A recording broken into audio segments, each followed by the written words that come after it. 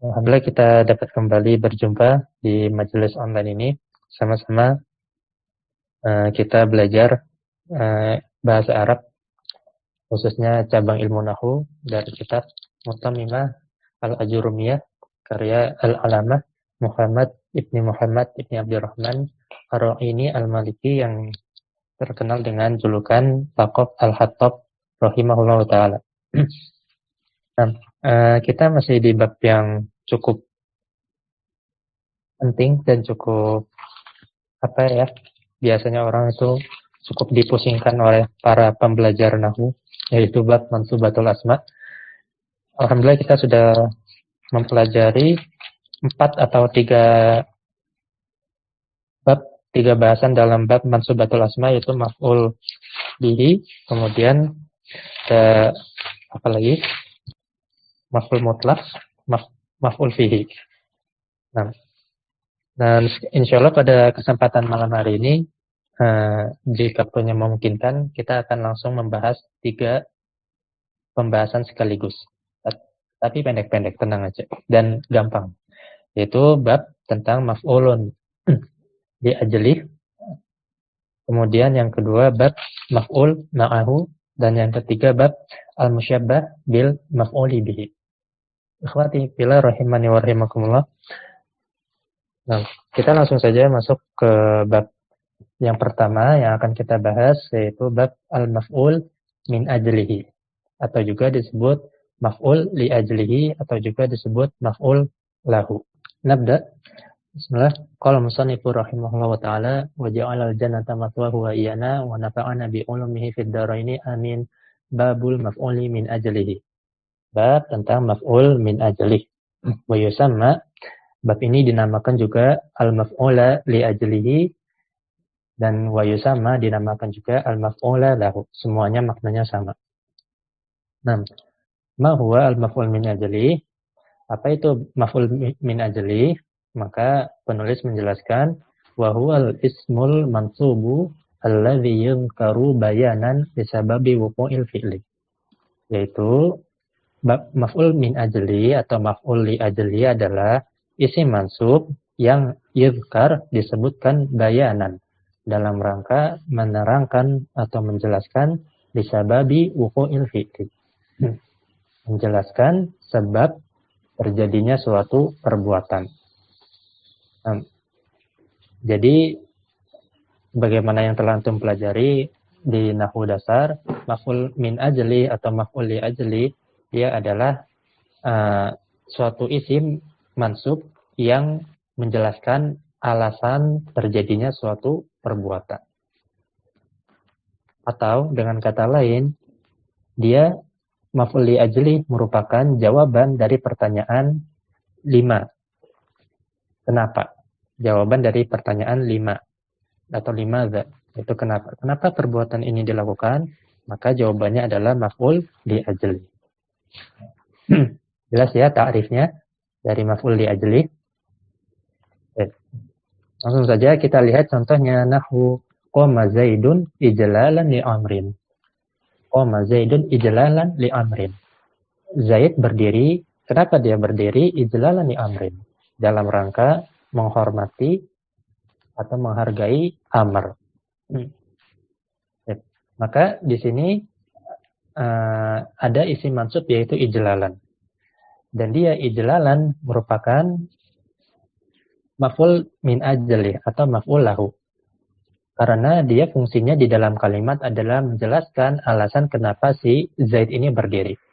Kenapa Zaid berdiri? Jawabannya adalah ijlalan li amrin.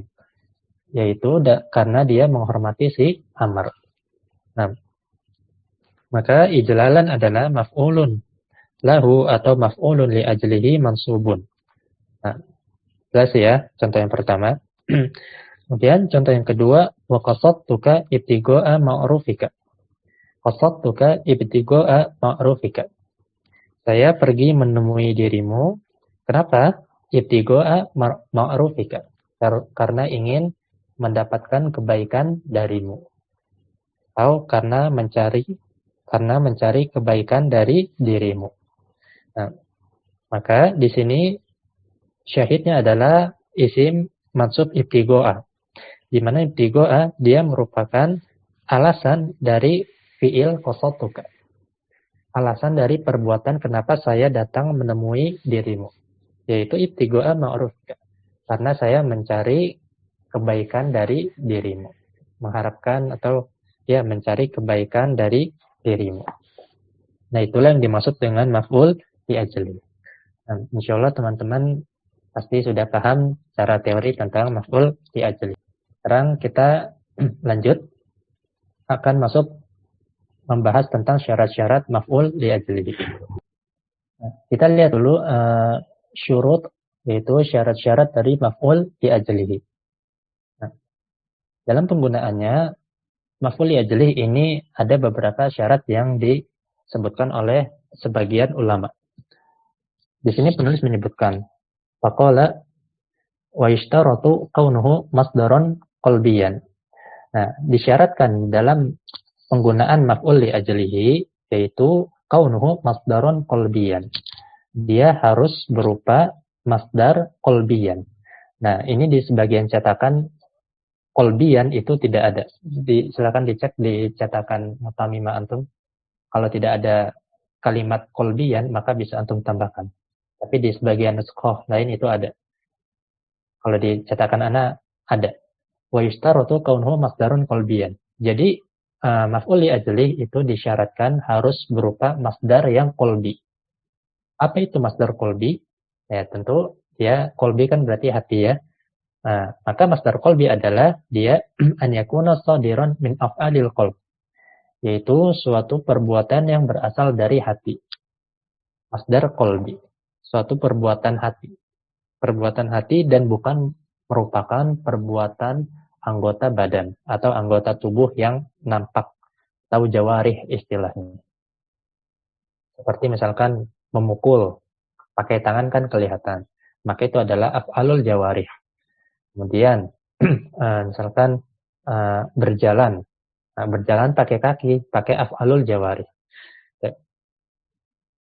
Sedangkan maf'ul li ajli itu disyaratkan harus berupa masdar qalbi. Harus berasal dari perbuatan hati. Misalkan karena hati yang berharap, roja, ibtigo, hati yang mencari, hati yang berharap, kemudian khosyatan, takut, kemudian khaufan, juga takut, kemudian misalkan hubban, mencintai, kemudian ijlalan, menghormati, menghargai, dan berbagai macam amalan hati lainnya. Intinya, maf'ul li ajli syarat pertamanya adalah dia harus berupa masdar qalbi, berupa perbuatan hati. Mafhum ya ikhwah sampai di sini? Berupa masdar qalbi. Dan ini syarat yang al-awwal. Asyaratul awal, syarat yang pertama. Kemudian syarat yang kedua, wattihadu zamanihi wa zamani amilihi. Waktu antara terjadinya perbuatan tersebut serta alasannya itu harus dalam rentang waktu yang sama. Jadi waktu kejadian serta alasan kejadiannya itu harus dalam waktu yang sama. Nah, contohnya tadi, qoma Zaidun ijlalan li amrin. Zaid berdiri karena ingin menghormati si Amr. Ini contoh ya. Nah, ijlalan di sini waktunya bersamaan dengan koma. Ketika si Zaid koma bukan koma sekarat ya, tapi koma berdiri. Ketika si Zaid koma berdiri, maka ketika itu pula dia sedang menghormati atau menghargai si Amr. Nah, ini disebut ittihaduz zaman bainal fi'li wal maf'ul li ajli. Kesamaan waktu antara fi'il, perbuatan, dan juga alasannya. Nah, jelas sampai sini syarat yang kedua. Kemudian syarat yang ketiga, wattihadu fa'ilihima. Kesamaan antara subjek dari perbuatan tersebut dan juga subjek dari orang yang memiliki alasan tersebut. Orang yang melakukan dan orang yang memiliki alasan tersebut itu harus sama orangnya.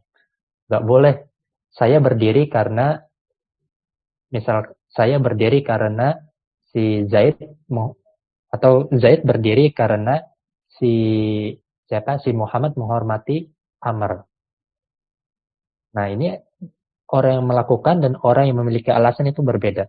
Yang berdiri adalah si Zaid. Qoma Zaidun ijlalan li Amrin. Sedangkan yang menghormati si Amr adalah si Ahmad misalkan tadi. Nah, ini tidak boleh penggunaannya seperti itu. Karena yang memiliki alasan haruslah orang yang melakukan perbuatan tersebut. Tidak boleh yang memiliki alasan justru orang lain yang tidak melakukan perbuatan tersebut. Mafhum? Alasan atau syarat yang ketiga. Jadi secara general maf'ul yajli dalam aplikasinya itu memiliki 3 persyaratan. Pertama, dia harus berbentuk masdar qalbi. Berbentuk masdar yang berasal dari perbuatan hati. Tidak boleh dari af'alul jawarih. Kemudian syarat yang kedua, ittihaduz zaman bainal fi'li wal illah. Kesamaan waktu antara perbuatan dan alasan tersebut. Kemudian yang ketiga, ittihadu fa'ilihima. Kesamaan subjek antara perbuatan tersebut, subjek dari perbuatan tersebut, serta pemilik dari alasan tersebut.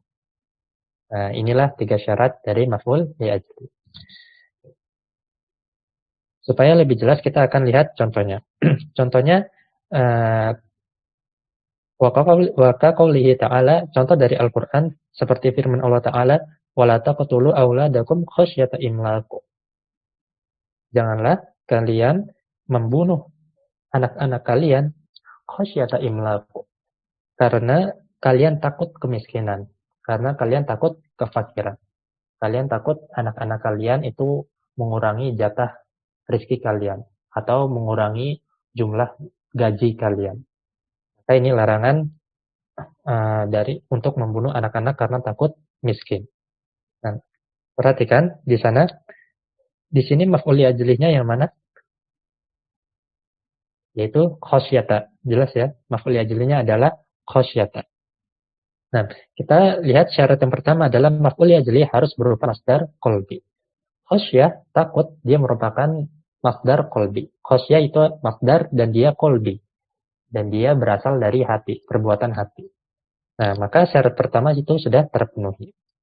Kemudian syarat yang kedua, ittihaduz zamanihi wa zamani amilihi. Kesamaan waktu antara perbuatan dan alasan tersebut. Jangan kalian membunuh anak-anak kalian karena takut. Jadi antara membunuh dan takut, keinginan untuk membunuh dan juga rasa takut yang muncul karena kefakiran atau kemiskinan itu muncul pada saat yang sama. Kenapa dia tiba-tiba ingin membunuh anak-anak? Karena dia takut miskin pada waktu itu. Nah, ini adalah syarat yang kedua. Jadi syarat yang kedua itu terpenuhi. Kemudian syarat yang ketiga, ittihadu fa'ilihima. Subjek atau pemilik dari perbuatan tersebut dan juga alasan tersebut itu orang yang sama. Nah, di sini taqtul auladakum, yaitu kalian, di sini mukhatabnya yaitu kaum muslimin, dia merupakan fa'ilnya.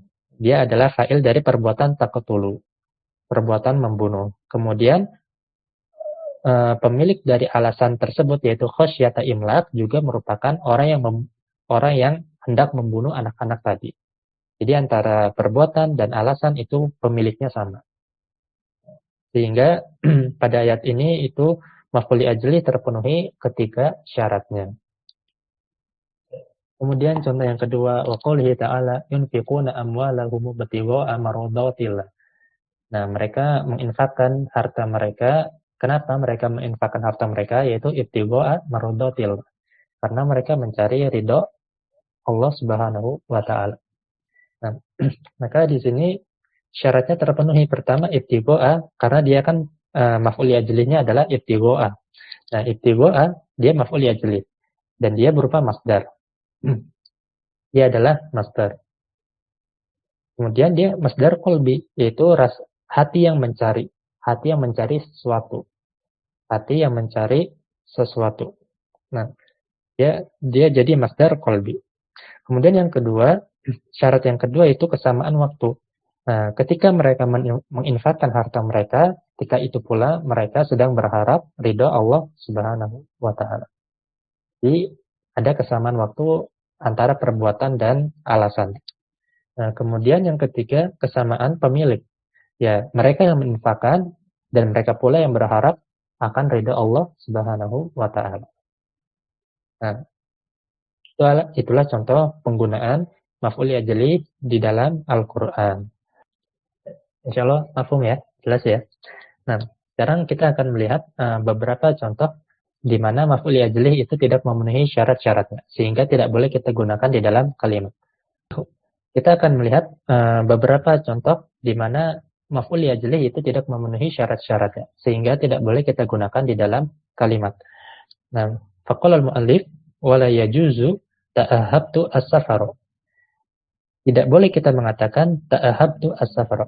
Aku telah bersiap-siap as-safaru untuk dalam rangka safar. Aku telah bersiap-siap dalam rangka safar. Nah, kenapa kalimat ini tidak diperkenankan? Di mana as-safar dia adalah maf'ul ajli. Itu maksudnya dimaksudkan untuk maf'ul ajli. Nah, kalau kita ditanya misalkan kenapa kamu bersiap-siap? Kenapa kamu bersiap-siap? Jawabannya adalah as-safaru misalkan seperti itu. Saya bersiap-siap karena mau safar. Nah, kenapa kalimat seperti ini tidak boleh? Li'adami tihadiz zaman.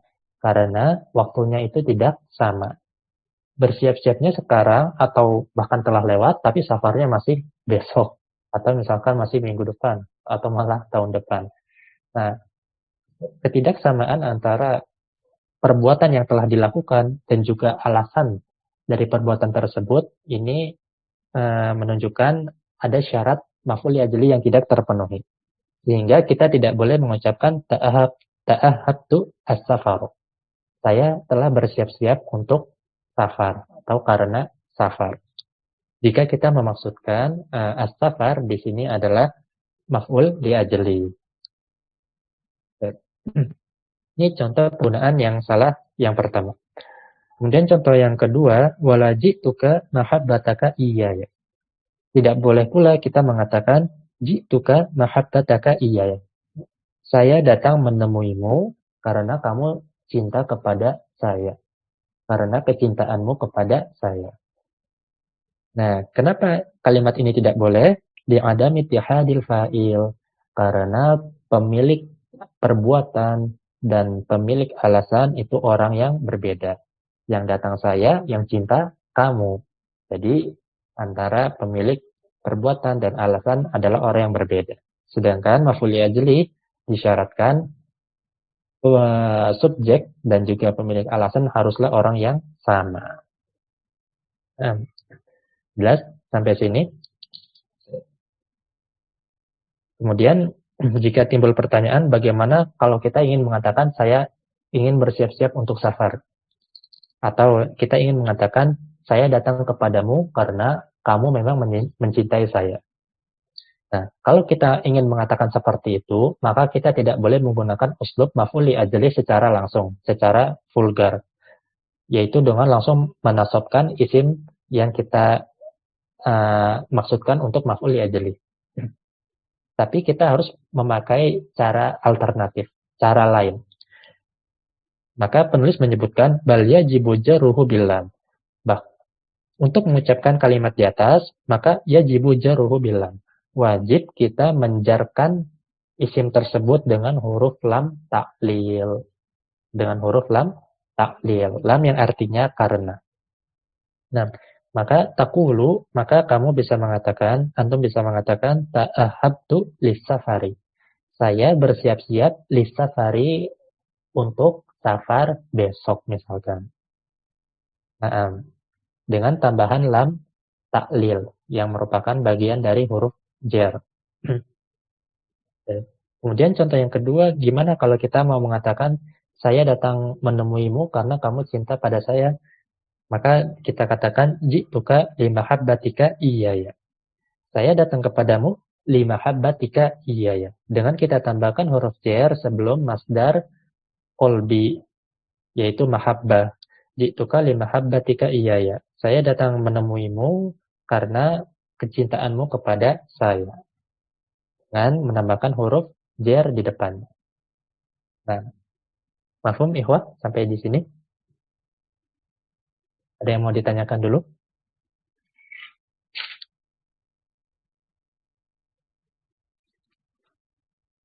Tanya Ustaz. Nah, tafadhol. Setelah ditambah lam ta'lil berarti yang masdar tadi itu bukan sebagai maf'ul min ajli Ustaz ya? Ahsanta, betul. Secara nahwu dia atau secara i'rab dia bukan maf'ul li ajli. Karena kalau di i'rab dia i'rabnya berarti isim majrur dengan huruf jar. Ini secara i'rab ya atau secara nahwu. Walaupun secara makna dia adalah alasan dari perbuatan uh, jituka misalkan. Saya datang kepadamu. Kenapa saya datang kepadamu? Karena dia mencintai saya gitu. Ini alasan untuk perbuatan. Tapi secara nahwu uh, atau secara i'rab dia bukan maf'ul li ajli. Asal. Barakallahu fiik. Berarti fi mahali apa Ustaz? Tidak ada Mahala fi sebagai apa? mahali. Oh, enggak ada. Tidak, enggak mahal karena dia bukan maf'ul li ajlihi istilahan. Dia secara istilah bukan maf'ul li ajli. Hanya secara istilah bukan istilah. Hanya secara makna. Secara makna dia mirip maf'ul li ajli seperti itu. Dan ada lagi? Nah, kenapa bukan maf'ul li ajli istilahan? Karena dia tidak memenuhi syarat tadi. Yaitu di mana di antara syarat maf'ul li ajli adalah ittihadu fa'ilihima. Kesamaan subjek. Nah,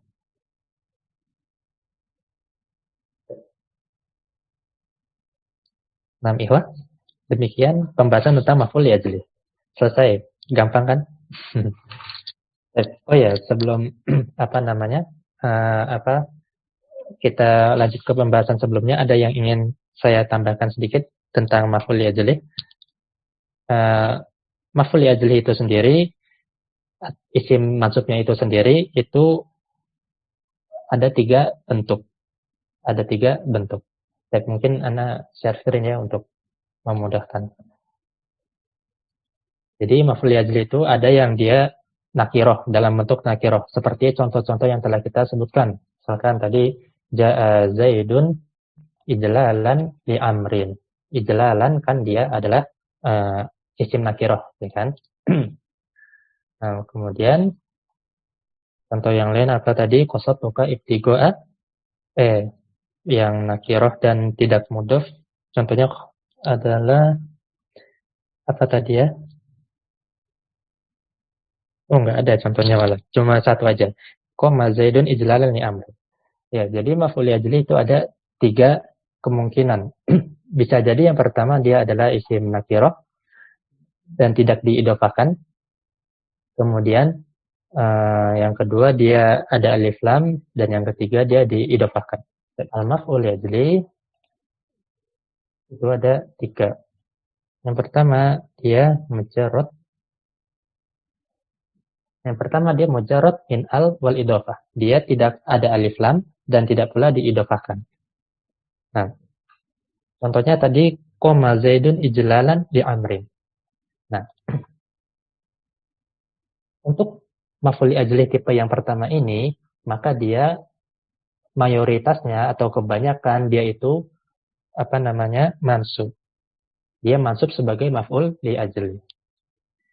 Dia mansub sebagai maf'ul li ajlihi. Menuliskan al-athar. Ini anak lama nggak bikin ginian nih.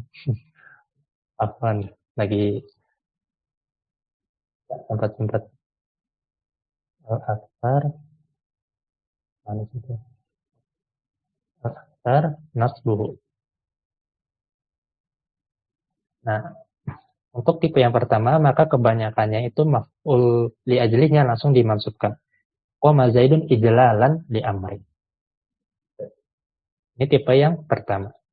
Kemudian maf'ul li ajlih tipe yang kedua, dia adalah muhallan bi al. Dia ada alif lamnya.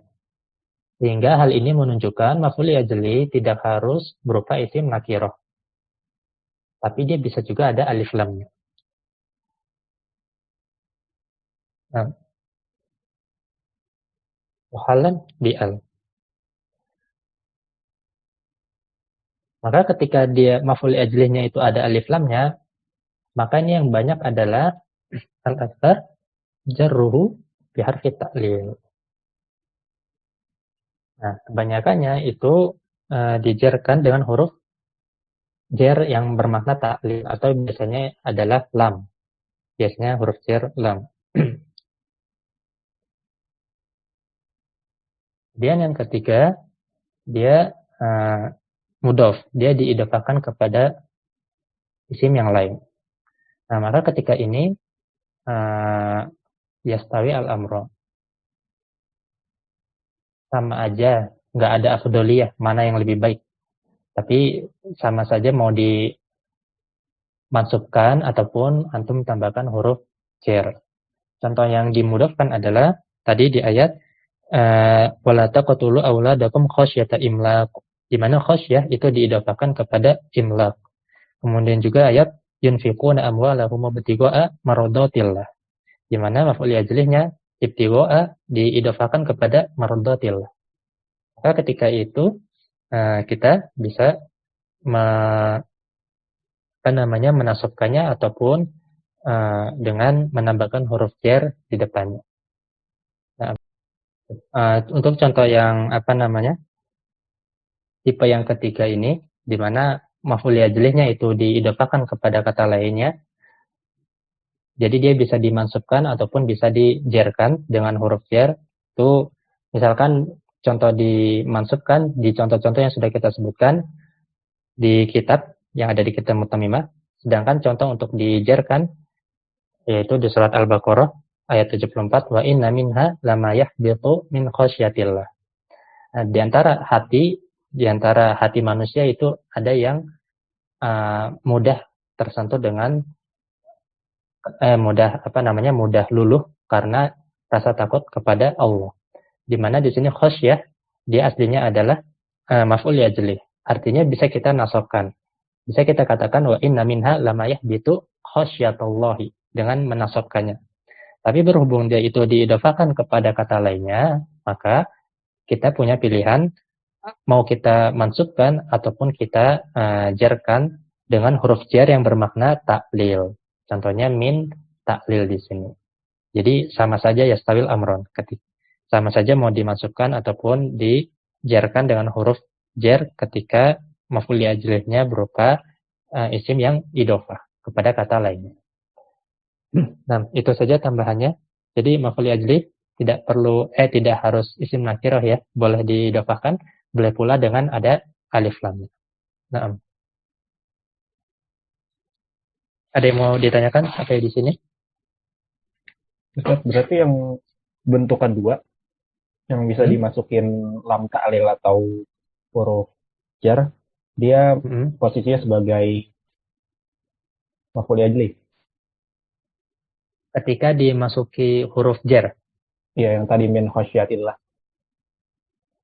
Secara i'rab kita menilai secara zahirnya. Jadi dia isim majrur karena huruf jar. Karena huruf jar minnya itu sudah mengandung makna ta'lil. Tidak fi mahal juga. Berarti nggak ada maf'ul ajlihnya, Ustaz? Yang contoh tadi. Itu secara makna dia maf'ul ajlih. Dia maf'ul ajlih. Bedanya dengan pertanyaan yang sebelumnya yaitu apa tadi? Misalkan ji'tuka limahabbatika iya ya. Nah, kalau di situ dia maf'ul ajlihnya dia secara istilah pun la yasih. Istilah maf'ul ajlihnya itu tidak sah baik secara makna ataupun istilah. Jadi karena dia syaratnya itu tidak terpenuhi, maka dia tidak bisa disebut maf'ul ajlih sehingga wajib kita tambahkan huruf jar. Nah, dengan kasus ini bedanya adalah dia syarat maf'ul ajlihnya terpenuhi. Tetapi dia tidak wajib dimansubkan, tapi bisa kita pakai uslub yang kedua. Istilahnya itu gaya bahasa yang kedua, yaitu dengan menambahkan huruf jar yang bermakna taklil. Di antaranya adalah min di sini, min taklil. Jadi seandainya pun kita mau ubah dia, dan secara i'rab dia tetap isim yang majrur dengan huruf jar, di mana huruf jar di sini sudah mengandung makna taklil. Tapi dia pun seandainya mau kita mansubkan secara langsung, secara vulgar, sebagai maf'ul li ajli khasyatullahi, maka itu pun kalimat yang sahihah, kalimat yang benar. Naam. Syukran Ustaz. Afwan. Ada lagi? Nah, kalau tidak ada, kita masuk ke pembahasan yang kedua di malam hari ini, yaitu bab tentang maf'ul ma'ahu.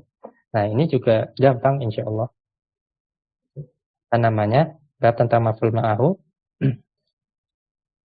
di mana bab ini menerangkan suatu zat ataupun suatu benda yang terjadi, yang ada di saat atau bahasanya gimana ya? Maf'ul ma'ahu menjelaskan adanya suatu benda ataupun suatu zat yang ada pada saat terjadinya suatu perbuatan. Langsung saja mungkin kita akan membahas lebih lanjut. Akhwati fillah rahimani wa rahimakumullah, kita masuk kepada bab maf'ul ma'ahu. Nah, qala musannifu rahimahullah ta'ala babul maf'uli ma'ahu. Bab tentang maf'ul ma'ahu. Wa huwal ismul mansubu. Maf'ul ma'ahu adalah sebuah isim mansub alladzi yuzkaru ba'da wawin bimakna ma'a. Yang dia disebutkan setelah huruf wawu yang maknanya adalah ma'a. Nah, maf'ul ma'ahu dia disebutkan setelah huruf wawu yang maknanya adalah ma'a. Nah, jelas ya? Jadi dia harus ada wawunya. Harus ada wawu ma'ahu. Atau wawu ma'iyah. Wawu ma'ahu. Namanya adalah wawu ma'iyah. Disebut wawu ma'iyah karena maknanya adalah ma'a. Wawu bermakna ma'a. Nah, libayani. Nah, tujuan dari maf'ul ma'ahu ini apa? Tujuannya adalah libayani manfu'ila ma'ahul fi'lu. Untuk menjelaskan ada siapa saja di lokasi ketika terjadinya suatu perbuatan. Untuk menjelaskan ada siapa atau ada objek apa yang terjadi bersamaan atau yang ada bersamaan dengan terjadinya suatu peristiwa atau suatu perbuatan. Nah, itu adalah tujuan dari maf'ul ma'ahu atau fungsi dari maf'ul ma'ahu. Nah,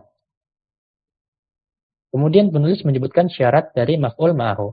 Nah, syaratnya adalah dia harus masbuqun bi jumlatin fiha fi'lun aw ismun fihi ma'nal fi'li wa hurufuhu.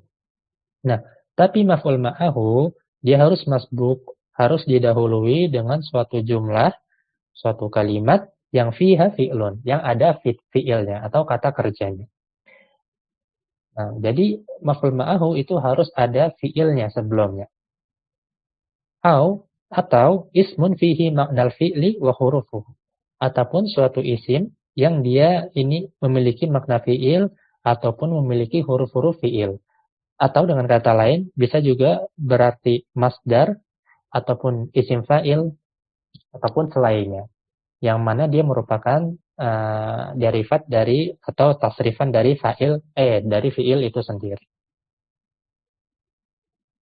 Nah, jelas sampai sini? Jadi itulah definisi dari maf'ul ma'ahu serta fungsi dan persyaratannya. Jadi dia harus ada fi'il.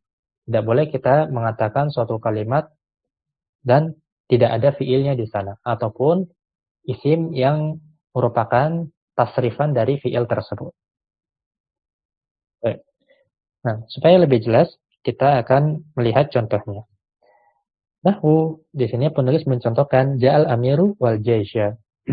Ja'al amiru wal jaisya. Amir, pemimpin itu, atau gubernur, atau ya, pokoknya segala macam pemimpin. Pemimpin itu telah datang wal jaisya bersamaan dengan para tentara, para pengawalnya. Nah, di sini maf'ul ma'ahunya yang mana? Jelas, yaitu yang al-jaisya. Itu tentara. Di mana dia adalah isim yang mansub. Kemudian disebutkan setelah huruf wawu. Dan wawu ini bermakna ma'a. Bermakna bersama.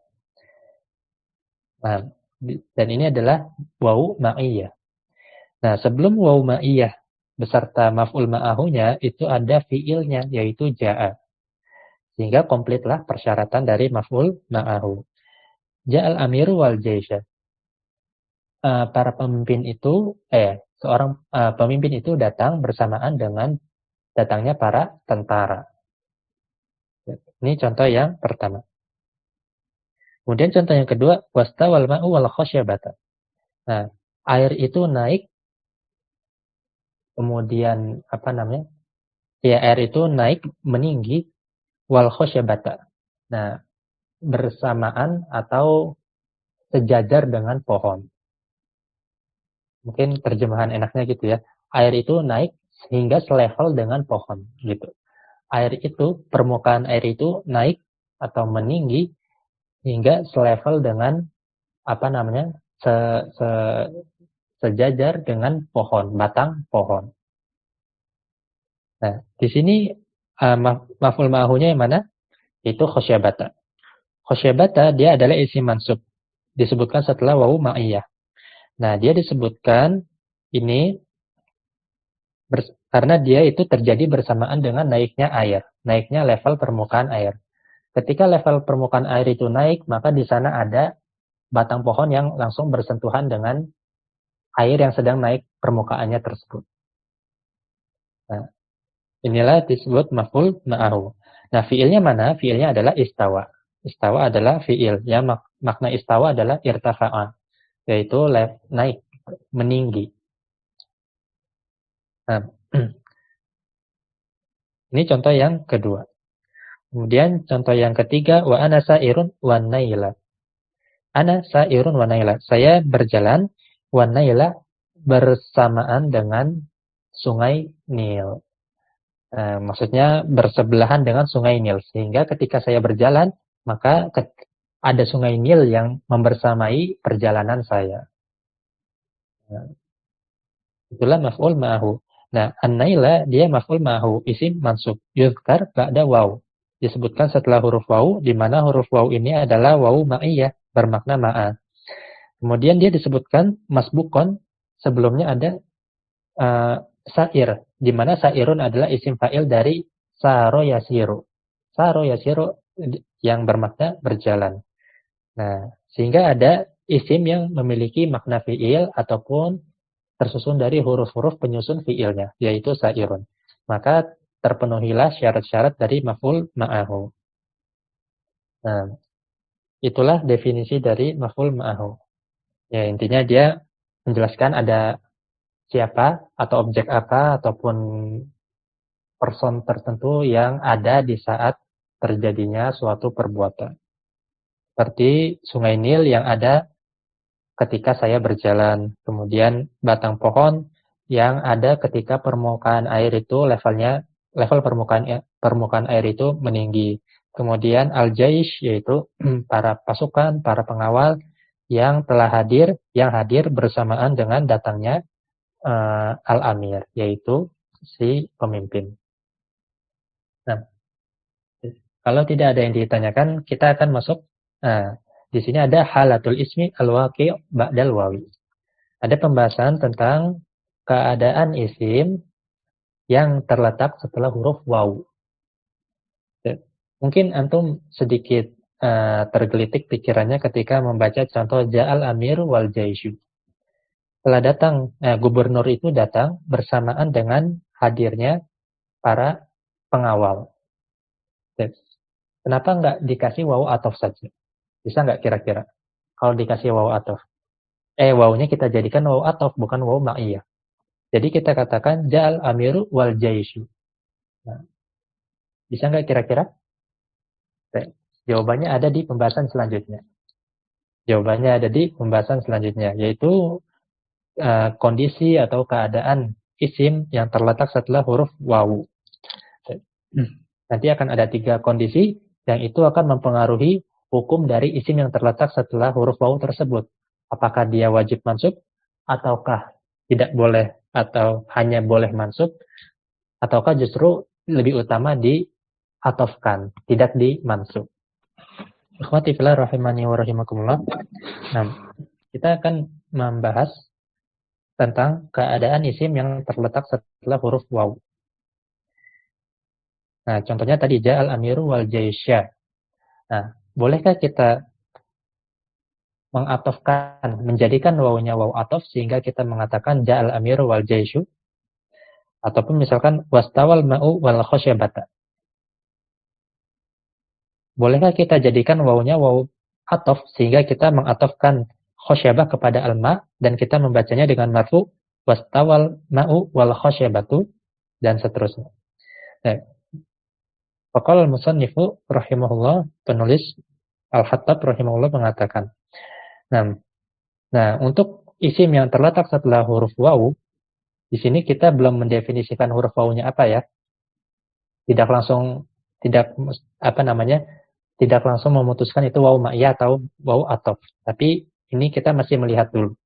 Jadi isim yang terletak setelah huruf wawu itu qad yajibun nasbu 'alal maf'uliyah. Yang pertama, keadaan pertama dia terkadang wajib mansub sebagai maf'ul ma'ahu. Sehingga kita menjadikan huruf wawu tersebut sebagai wawu ma'iyah, bukan wawu atof. Dan ini hukumnya wajib menjadikan wawu tersebut sebagai wawu ma'iyah. Contohnya bagaimana? Nahwu al-mithalaini al-akhiraini. Yaitu contohnya pada 2 contoh terakhir yang sudah disebutkan, yaitu istawal ma'u wal khosyabata wa anasa irun wa naila. Nah, kemudian timbul pertanyaan, kenapa kita wajib menasabkan wawu isim yang terletak setelah wawu tersebut dan kita jadikan wawunya wawu ma'iyah? Kira-kira kaidahnya bagaimana? Maka untuk kondisi yang pertama, kaidahnya adalah jika kita jadikan wawu atof itu maknanya menjadi rusak, maka kita wajib menjadikannya sebagai wawu ma'iyah. Jika dengan menjadikannya wawu atof itu maknanya rusak, maka kita wajib menjadikannya sebagai wawu ma'iyah. Dan tidak boleh menjadikannya wawu atof dan mengatof isim setelahnya. Nah, sekarang kita kembali ke contoh sebelumnya. Istawal ma'u wal khosyabata. Level permukaan air itu meninggi sejajar dengan batang pohon. Sejajar dengan batang pohon. Atau mengikuti batang pohon. Nah, di sini yang meninggi itu siapa? Yang melakukan fi'il istawa itu siapa? Apakah hanya maknya saja? Ataukah hanya khosyabahnya saja? Ataukah mak dan khosyabahnya sekaligus? Irsyad, kira-kira siapa yang istawa di sini? Airnya aja, Ustaz. Airnya saja, tanpa khosyabahnya? Tanpa khosyabahnya, iya. Benar, karena nggak mungkin batang pohon itu juga ikut meninggi dengan meningginya level permukaan air.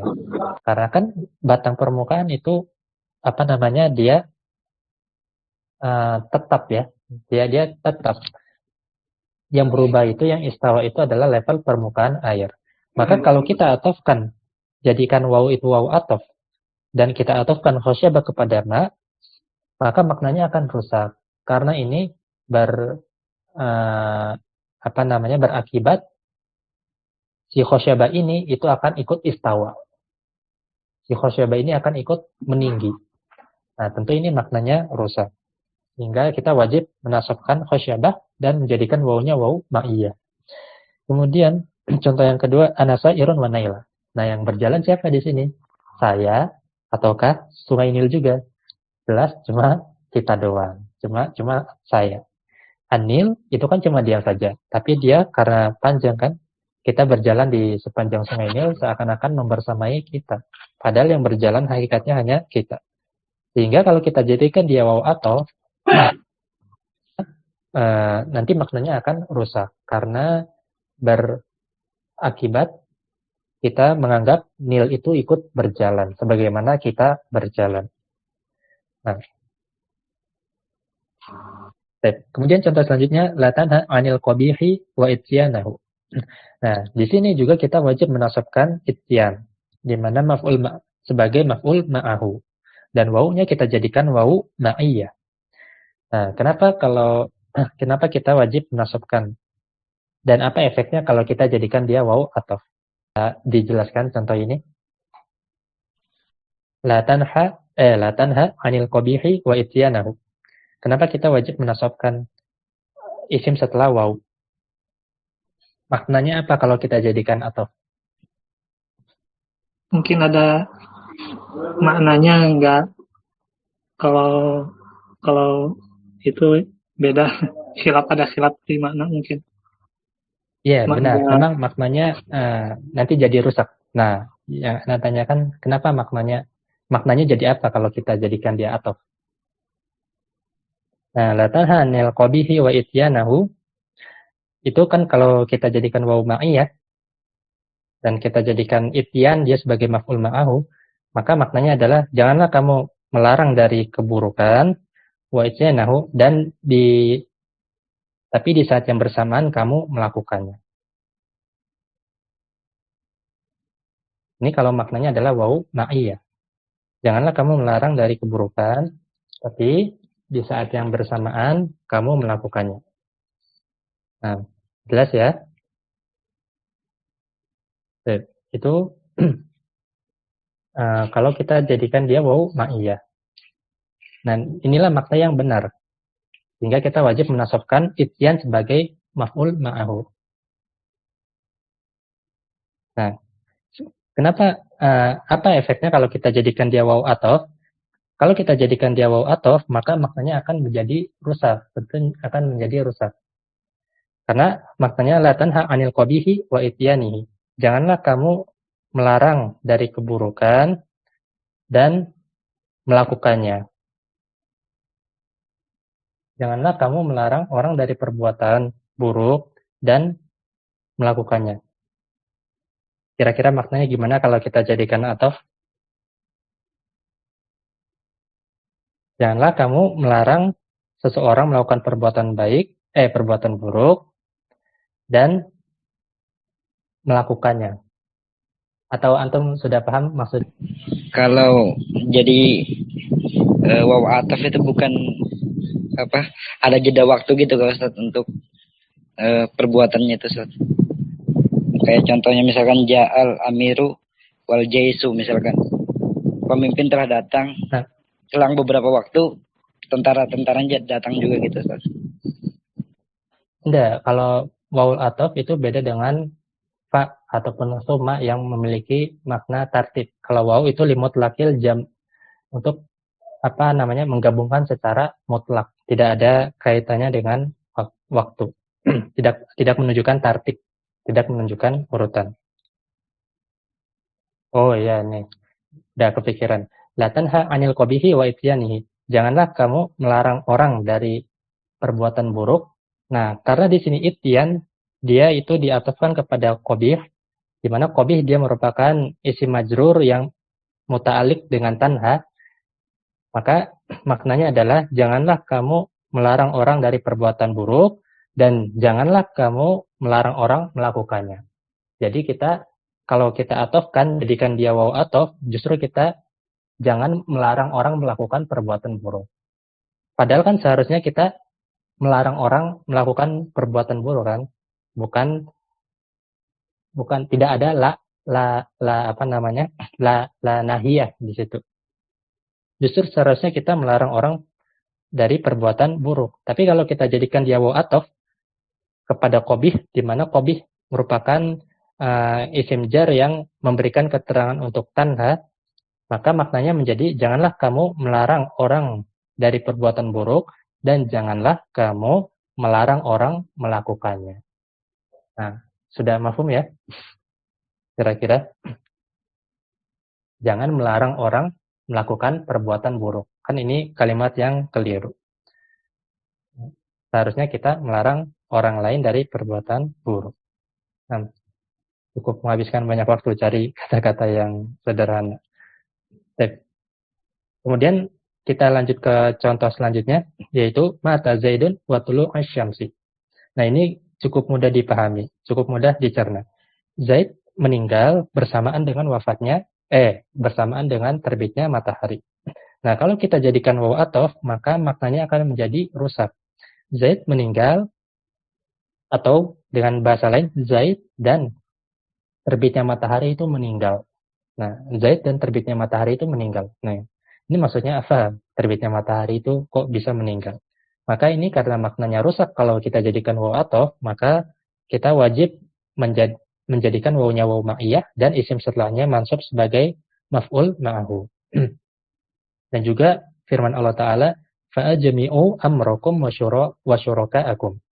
Maka ajmi' yaitu kumpulkan atau bulatkan, amrakum urusanmu, maksudnya adalah bulatkanlah tekadmu, bulatkanlah kemauanmu, teguhkan kemauanmu, wa syuraka'akum, dan kumpulkan sekutu-sekutu kalian. Nah, di sini maf'ul ma'ahunya yang mana kira-kira?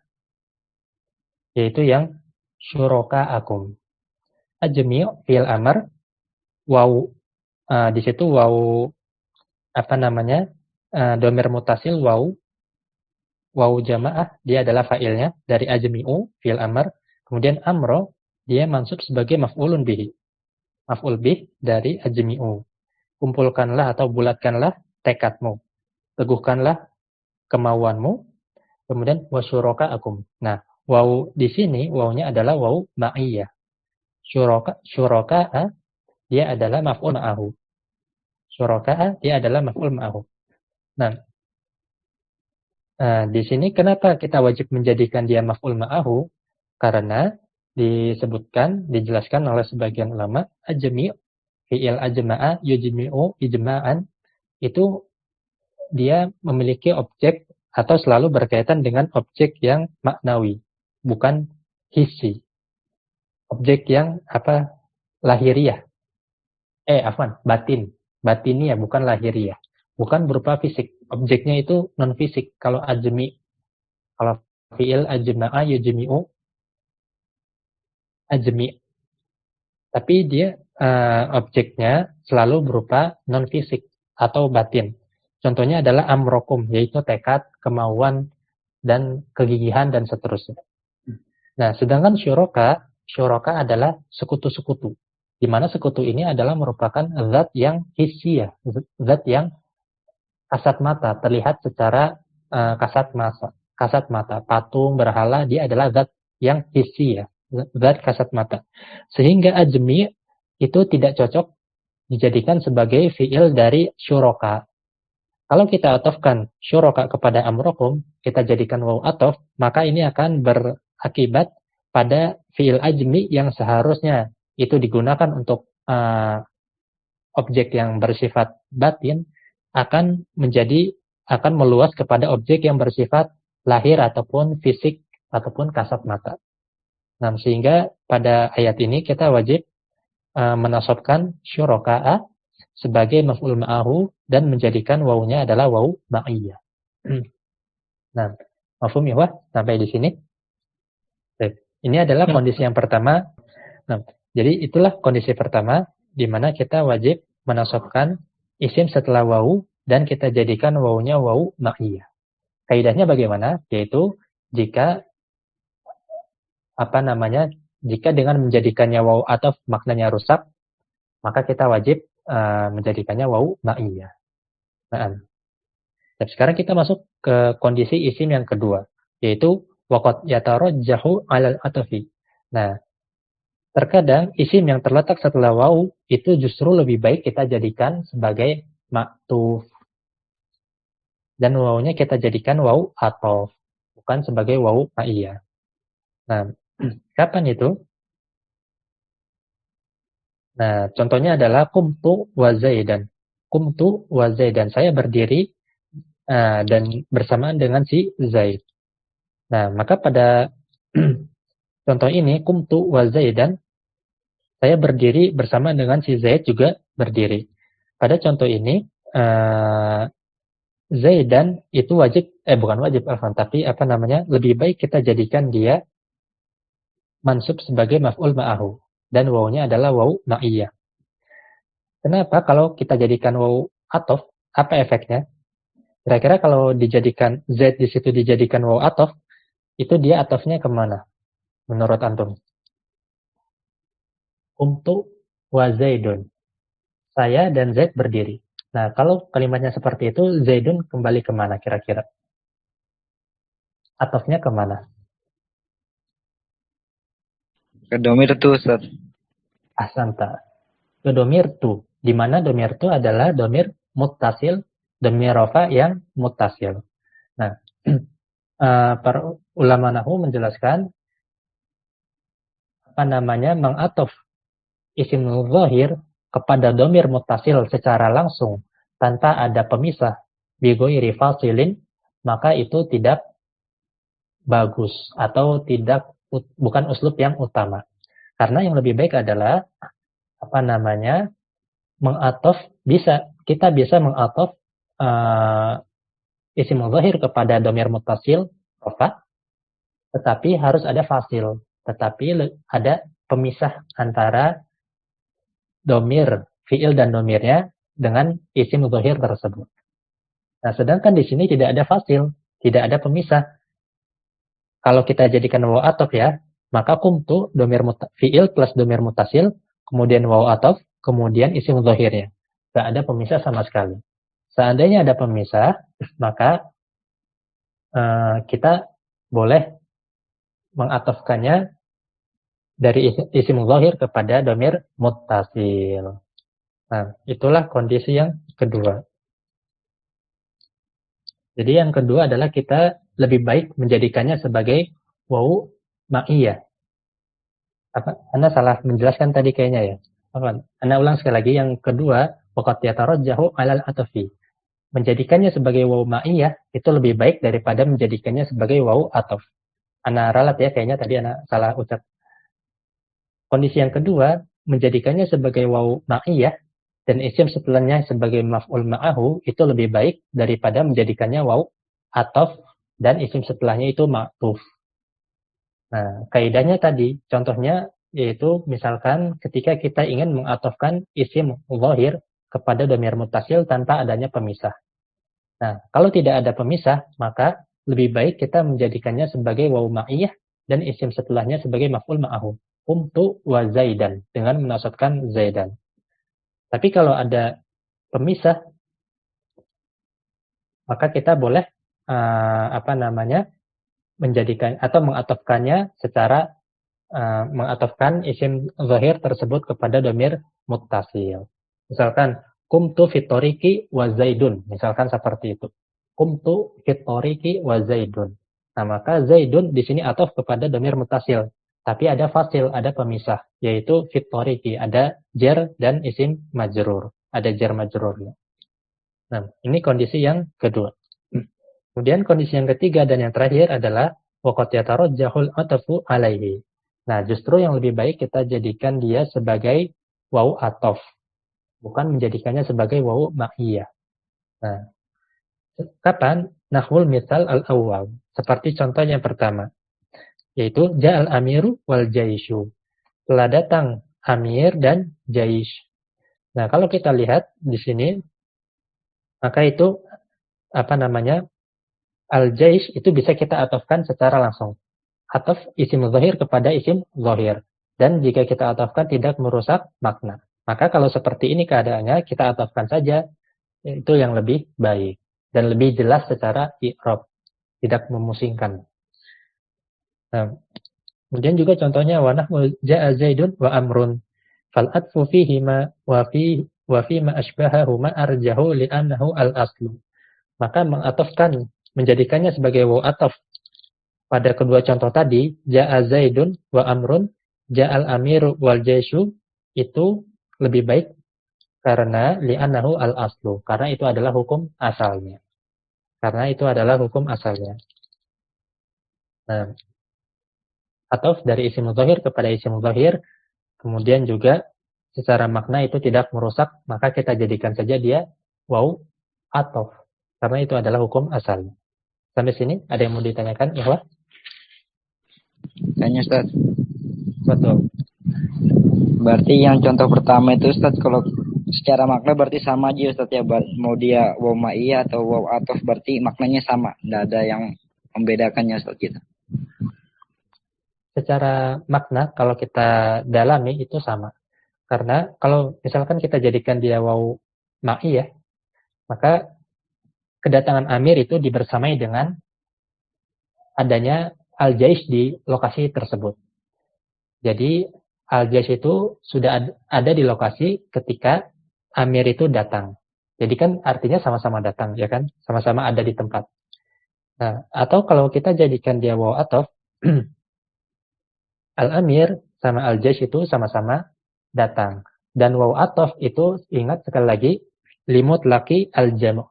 Hanya menunjukkan kebersamaan semata. Limut laki al-musahabah. Hanya menunjukkan kebersamaan semata tanpa adanya makna tartib.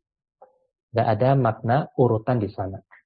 Nah, jadi sama secara makna. Makanya kita boleh memilih mau kita jadikan maf'ul ma'ahu dengan kita baca mansub wal jaisha, ataupun kita jadikan atof wal jaishu, itu dua-duanya bisa, tapi yang lebih baik adalah jadikan dia atof karena itu hukum asalnya. Naam. Alhamdulillah, syukron Ustaz. Jadi itu ya, kalau antum mau pakai apa namanya yang anti mainstream, antum sebut dengan maf'ul ma'ahu juga bisa. Ja'a Zaidun wa Amron misalkan. Ja'al Amir wal Jaisha, itu secara nahwu benar dan tidak salah. Kalau mau pakai cara yang anti mainstream, tapi itu bukan cara yang terbaik. Nah, dan ikhwati fillah rahimani wa rahimakumullah. Nah, kita dengan demikian selesai pembahasan maf'ul ma'ahu. Cukup mudah ya insyaallah. Ditambah perincian tentang halatul ismi, keadaan isim yang terletak setelah huruf wawu. Nah, itu akan sangat membantu sekali dalam memahami wawu atof dan wawu ma'iyah. Nah, sebagai penutup, kita akan membaca sedikit. Ini juga sekilas info saja, yaitu ada isim mansub yang ke-6 berarti, kalau tidak salah urut, yaitu al-musyabbah bil maf'uli bihi. Ada yang disebut dengan al-musyabbahu bil maf'uli bihi. Isim yang diserupakan dengan maf'ul bih. Nah, kita baca sedikit. Faslun, pasal, wa ammal musyabbahu bil maf'uli bihi, adapun isim yang diserupakan dengan maf'ul bih, fanahhu, maka contohnya seperti ini. Zaidun hasanun wajhahu. Zaidun hasanun wajhahu. Zaid itu orangnya, wajahnya itu ganteng. Zaid itu mukanya ganteng. Nah, binasbi al-wajhi wasayati. Dengan kita menasabkan wajah yang terletak setelah hasanun, setelah isim fa'il, isim sifat musyabbihah, dan kita atafkan kita nasabkan wajah sebagai musyabbah bil maf'uli bihi. Sebagai musyabbah bil maf'uli bihi. Maka kalau kita i'rab bagaimana? Jadi kalau kita i'rab, Zaidun dia sebagai apa? Isim marfu di depan sama dengan mubtada. Nah, hasanun sebagai apa? Hasanun adalah khobar dari Zaidun. Zaidun hasanun. Zaid itu hasanun, orang yang baik, wajhahu. Nah, wajha dia adalah mansub ala tasbih bil maf'uli bihi. Maka ketika meng'irab, antum bisa sebutkan wajhahu, wajha mansubun ala tasbih bil maf'uli bihi. Ini kalau mau meng'irab hasanunnya, mansubun ala tasbih bil maf'ul bihi. Nah, itu i'rab dari Zaidan, wajha. Mansubun ala tasbih bil maf'uli bihi. Nah, wasayati, dan penjelasan lengkapnya akan datang nanti pada bab di akhir-akhir kitab. Jadi nanti rincinya antum simpan dulu rasa penasaran antum. Kita akan bahas nanti di bagian akhir dari kitab Mutamimah Al-Ajrumiyah. Nah, ikhwani fillah rahimani wa rahimakumullah. Kita cukupkan sampai sini dulu ya pelajarannya. Kita cukupkan sampai sini. Ana minta maaf apabila ada kesalahan dalam penyampaian. Wallahu ta'ala a'lam. Subhanakallahumma bihamdika asyhadu an la ilaha illa anta astaghfiruka wa atubu ilaik. Assalamualaikum warahmatullahi wabarakatuh.